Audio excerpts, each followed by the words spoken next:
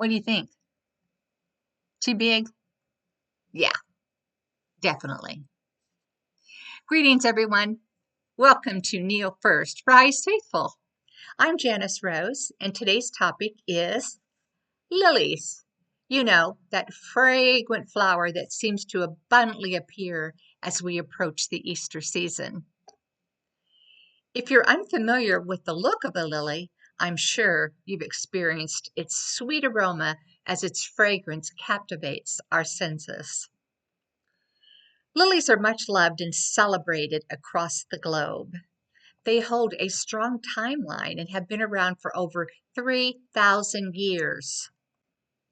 While lilies are actually toxic to pets, they are used in some Asian cuisines for humans. Lily extracts are often used in making perfumes and skincare products, offering soothing qualities. During college, I spent a few years selling fragrances at the local mall, and it was very easy for me to determine which perfumes and colognes contained lily. It was a fun job. Lilies range in size, color, and shape, while individually exhibiting their own breed's unique charm.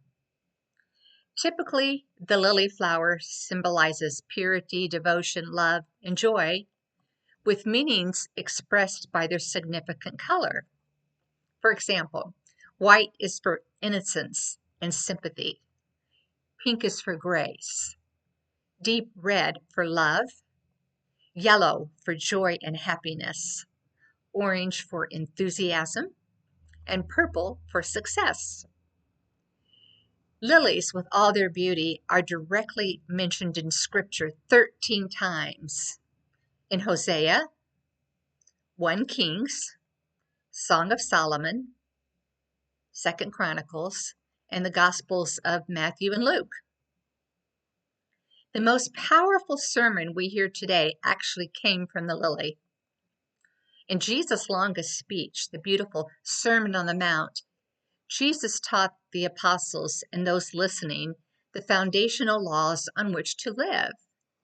He encouraged a life dedicated to Christ, free of anxiety and worry, especially in terms of material things like money, wealth, food, and clothing.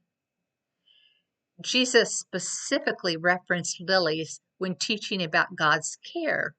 In Matthew 6:28, Jesus says, "And why worry about your clothing? Look at the lilies of the field and how they grow. They don't work or make their clothing." As Jesus persuaded the listeners to lean on God and trust his care and provisions, he goes on and asks them, "Why do you have such little faith?" Or, as I like to say, "O ye of little faith."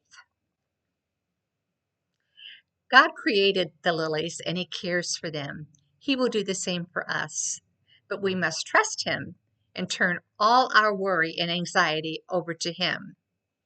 And Philippians 4:6 tells us just that. Be anxious for nothing, but in everything by prayer and supplication with thanksgiving, let your request be made known to God. Like lilies, we are perfectly capable of growing on our own, but we grow stronger and better when we are cared for by our Master Gardener in heaven. The lily teaches us without even speaking.